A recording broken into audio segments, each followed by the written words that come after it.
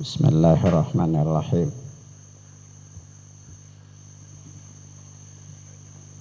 Assalamualaikum warahmatullahi wabarakatuh.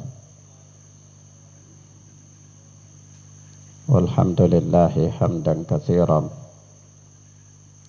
thayyiban mubarakan fih kama yuhibbu rabbuna wa yarda. Asyhadu an la ilaha illallah wahdahu la syarika lah wa asyhadu anna Muhammadan abduhu wa rasuluh sallallahu alaihi wa ala alihi wa ashabihi wa man sara ala nahjihi ila yaumil qiyamah. Amma ba'd. Ikhwan wa akhwat rahimani wa rahimakumullah,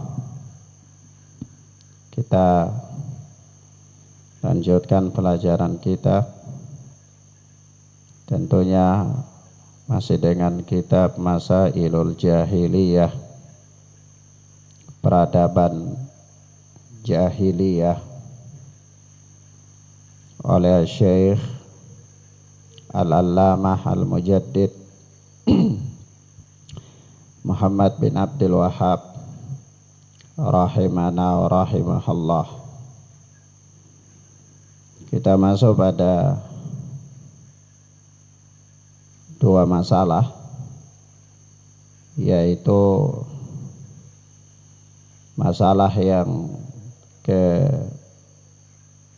al-hadiyata asyarata wa thaniyata asyarah, masalah yang ke-11 dan 12, atau tradisi orang-orang jahiliyah yang ke-11 dan 12. Berkata Al-Allamah Al-Mujaddid rahimana wa rahimahullah, al-istidlalu bil qiyasil fasid kaqaulihim, mereka orang-orang jahiliyah, mereka berdalil dengan qiyas yang fasid, qiyas yang rusak. Kaqaulihim, sebagaimana ucapan mereka, in antum illa basyarum mithluna, kalian itu manusia biasa seperti kami juga. Surat Ibrahim ayat yang ke-10.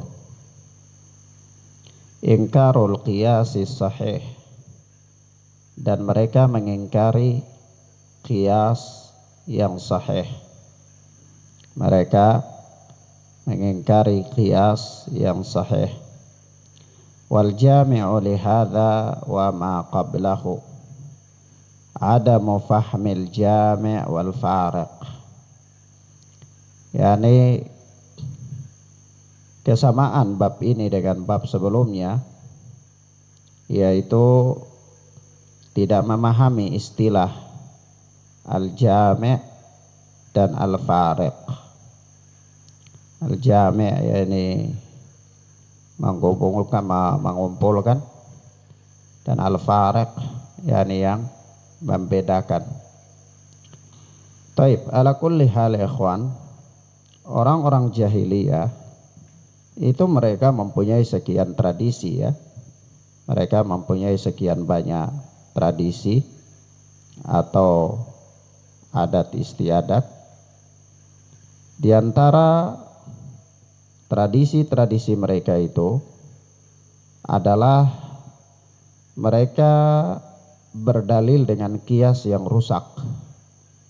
Qiyas yang rusak. Dan mereka menolak qiyas yang sahih. Telah dimaklumi ya ikhwan, bahwa di dalam ilmu usul fiqih itu Kalau berbicara tentang qiyas, maka ada istilah atau itu merupakan istilah dalam ilmu usul fiqih. Qiyas itu bahasa bebasnya analogi. Jadi membandingkan sesuatu dengan sesuatu yang lain, begitu namanya qiyas. Nah, di dalam ilmu fikih qiyas itu ada dua. Ada qiyas illah, yaitu qiyas yakni menganalogikan masalah dengan pokoknya, atau apa namanya, menganalogikan suatu permasalahan hukum dalam mengambil kesimpulan hukum, itu menganalogi cabang dengan pokok. Artinya suatu masalah yang bersumber dari pokoknya ini tidak ada nas, tapi ada masalah inti yang mirip dengan itu. Nah, ini dikiaskan. Jadi itu namanya apa? Qiyas illah. Nah, ini tentunya qiyas illah itu adalah apabila dia memenuhi syarat-syarat. Apabila dia memenuhi syarat-syarat. Nah, apabila suatu qiyas itu dia terpenuhi syarat-syarat, maka itulah qiyas yang diinginkan. Itulah qiyas yang sahih, qiyas yang dalam istilah fikih namanya qiyasu illah, yakni analogi karena dia mempunyai sebab-sebab yang sama, mempunyai alasan-alasan yang sama. Seperti orang dia kiaskan apa, kaos kaki dengan khuf, nah dia sama, ya. Tapi kalau dia tidak memenuhi syarat-syarat, maka dia masuk pada jenis qiyas yang kedua, yaitu qiyas yang fasid, qiyas yang rusak. Nah, qiyas yang rusak itu adalah qiyas yang tidak memenuhi syarat-syarat. Naam.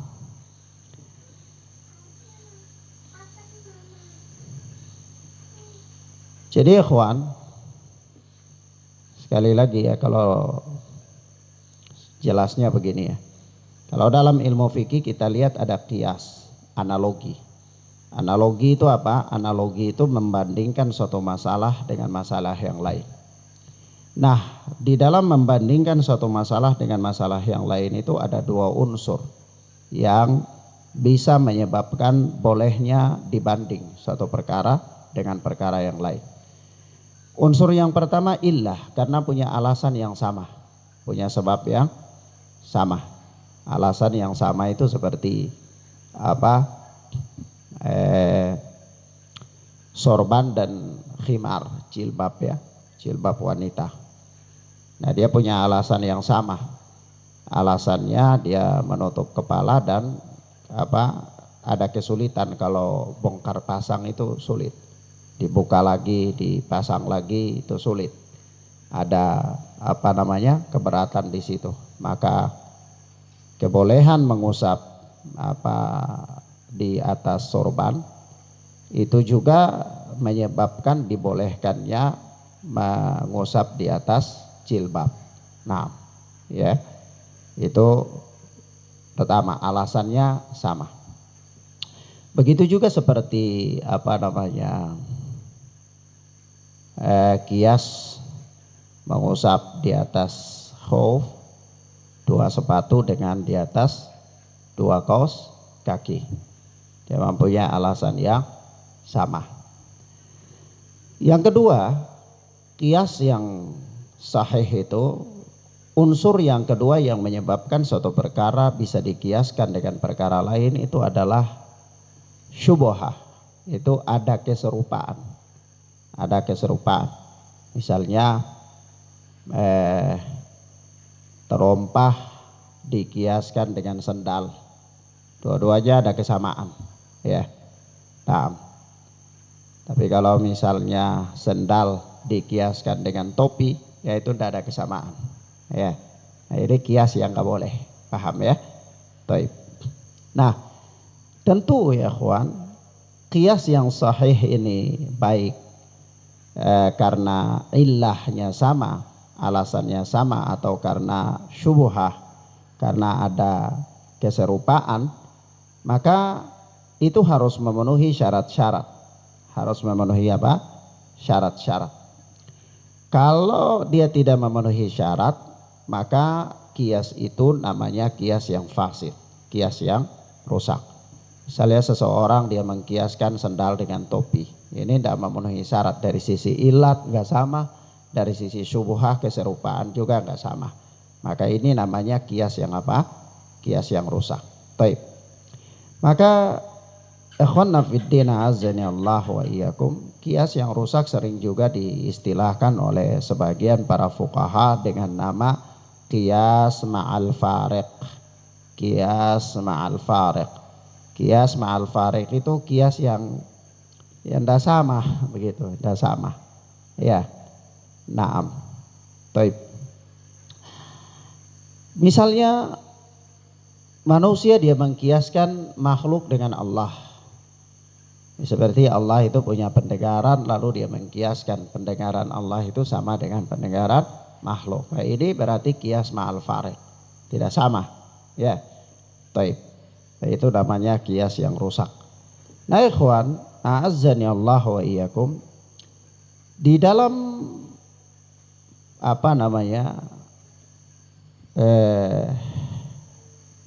permasalahan agama ini, itu apakah kias itu dia menjadi dasar hukum atau tidak, itu para ulama berselisih pendapat, ya.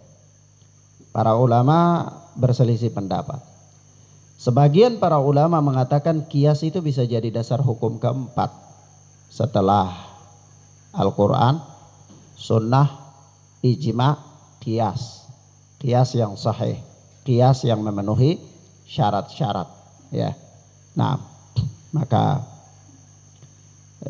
sebagian ulama mengatakan begini, karena mereka mengatakan kias itu bisa menjadi dasar hukum, maka kita kadang-kadang mendapati dalam bab-bab fikih itu hal-hal yang tidak ada nas jelas, tetapi para ulama berdalil dengan kias, ya, seperti bolehnya mengusap di atas perban, ya.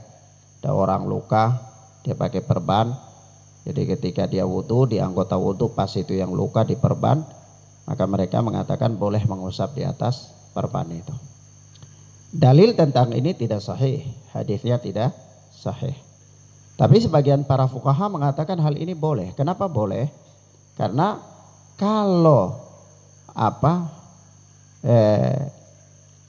kaki saja itu boleh diusap, ya, kaki saja boleh diusap, maka tentu, ya, tangan yang diperban itu lebih boleh lagi untuk diusap, begitu kiasnya, ya. Nah, begitu pula kalau orang dia pakai sorban misalnya, dia pakai sorban boleh diusap, padahal itu kan cuma pakai sorban, ya, tidak ada utur-utur yang syar'i misalnya kan. Berarti kalau luka dia pakai perban, maka lebih lagi boleh untuk diusap. Nah, karena mereka mengatakan itu tadi, jadi mereka berdalil dengan apa? Qiyas. Dan kalau kita dapati atau kita membaca kitab-kitab fikih, kita dapati sekian banyak permasalahan para ulama berdalil dengan qiyas, ya, berdalil dengan qiyas. Ada perkara-perkara yang tidak ada nas yang tegas di sana, namun mereka berdalil dengan apa?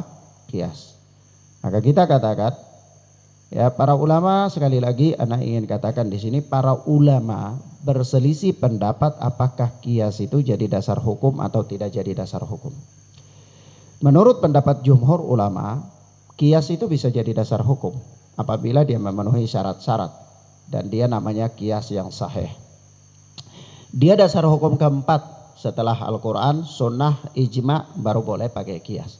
Kalau ada Al-Quran dan Sunnah, ada nas yang tegas, tidak boleh berpindah dari nas untuk mengambil qiyas, tidak boleh, ya. Itu lebih parah. Ada orang dia tinggalkan nas karena dia berdalil dengan kias misalnya, ya.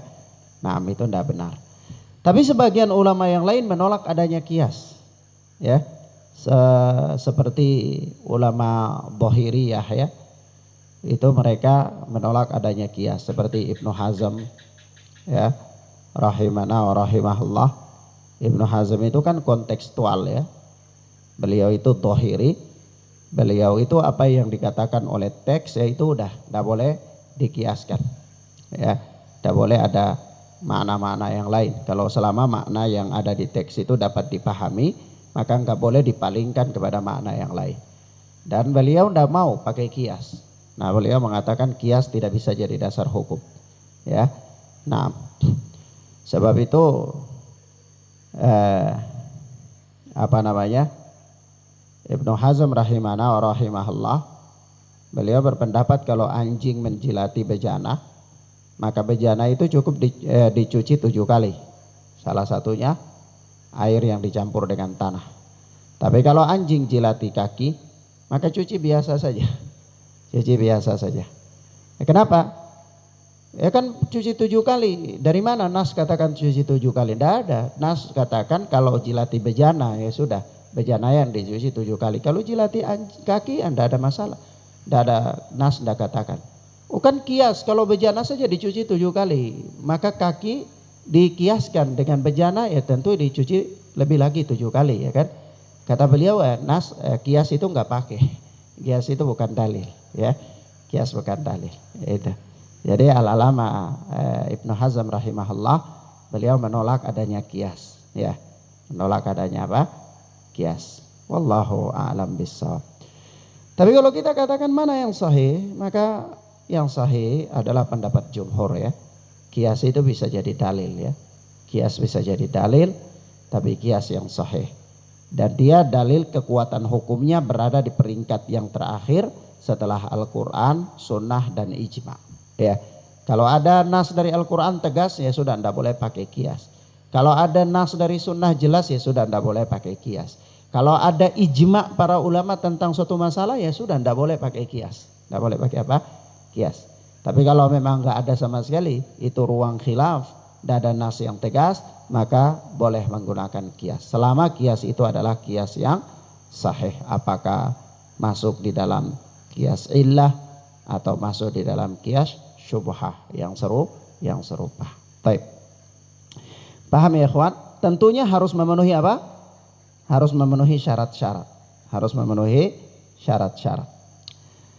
Nah, orang-orang jahiliyah itu kalau kias yang sahih mereka menolak. Mereka nggak mau. Mereka nggak mau. Kalau kias yang rusak, yang nggak benar, itu baru mereka mau. Jadi mereka punya kebiasaan itu berdalil dengan kias yang rusak. Berdalil dengan kias yang rusak. Misalnya gini. Nabi diutus kepada mereka. Mereka mengatakan, kamu ini manusia biasa sama seperti kita aja. Kalau Allah mau ya Allah pasti utus kepada kita malaikat. Ya gitu. Jadi kiasnya rusak. Kiasnya rusak. Ya, dia mengkiaskan dirinya dengan orang yang dipilih oleh oleh Allah Subhanahu wa ta'ala. Begitu. Ya, dia mengkiaskan dirinya yang berada di atas kesesatan itu dengan orang yang diberikan bimbingan oleh Allah Subhanahu wa ta'ala. Nah ikhwan, ini kalau seandainya ada manusia yang masih menggunakan kias yang rusak untuk berdalil, maka sungguh orang-orang ini mereka berjalan di atas jalannya orang-orang jahiliyah. Dan perlu diketahui bahwa makhluk yang pertama kali membuat kias di permukaan bumi ini, kias yang rusak adalah iblis. Adalah apa? Iblis. Apa kias rusaknya? Iblis dia mengkiaskan apa? Api dengan tanah. Nah begitu ketika Allah Subhanahu wa ta'ala katakan kepada iblis, ya iblis ma mana'aka an tasjuda lima khalaqatu biyadayya astakbarta am kunta minal alin. Ya, hai iblis, apa yang menghalangi engkau untuk sujud kepada makhluk yang telah kuciptakan? Dengan kedua tanganku sendiri, apakah engkau merasa sombong atau merasa lebih tinggi? Kata iblis, ya ana khairum minhu, saya lebih baik dari dia. Lebih baik dari dia. Kenapa? Khalaqatani min nar wa khalaqatahu min tin. Engkau menciptakan aku dari tanah, api, sementara menciptakan dia dari tanah, menciptakan Adam dari tanah. Jadi iblis itu melakukan perbandingan antara tanah dengan api. Dia katakan api itu lebih baik daripada tanah. Dia mengkiaskan begitu, ya. Dan tentu ini kias yang farik, kias ma'al farik, kias yang tidak memenuhi syarat. Ya api nggak bisa dikiaskan dengan tanah, nggak sama, nggak ada keserupaan di situ, ya. Bahkan kalau seandainya kita mau melihat mana yang lebih bermanfaat, maka kondisi tanah itu jauh lebih bermanfaat daripada daripada api, ya. Kondisi tanah itu jauh lebih bermanfaat daripada api. Jadi makhluk yang pertama kali membuat kias yang rusak di permukaan bumi ini adalah apa? Iblis. Nah, demikian ikhwana fiddin azani Allah wa iyyakum. Pada poin ini yang paling penting adalah bahwa orang-orang jahiliyah itu mereka bersandar kepada kias yang rusak. Untuk apa? Untuk membela kebatilan mereka, ya. Untuk membela kebatilan mereka. Jadi kalau ada orang yang kita sampaikan kepada dia perkara agama, kita ajarkan kepada dia perkara agama, kita kasih tahu kepadanya kebenaran, lalu dia menolak kebenaran, lalu dia berdalil dengan logika, ya, kias, yang mana kias yang dia bangun adalah dalam rangka menolak kebenaran, maka sungguh orang ini dia berjalan di atas jalannya orang-orang jahiliyah. Nah, dan terlebih jauh dari itu adalah apa? Dia mengikuti jejaknya iblis, di mana iblis melakukan kias yang batil, kias yang rusak dalam rangka menolak kebenaran, yaitu menolak untuk bersujud kepada Nabi Allah Adam alaihi salatu wassalam. Naam. Taib. Ilahuna ya ikhwan. Azani Allah wa iyyakum. Kita cukupkan sampai di sini. Kita lanjutkan pada pertemuan berikutnya biidznillah taala. Hadanallahu wa iyyakum wa barakallahu fikum. Subhanakallahumma bihamdika asyhadu an la ilaha illa anta astaghfiruka wa atubu ilaik. Assalamualaikum warahmatullahi wabarakatuh.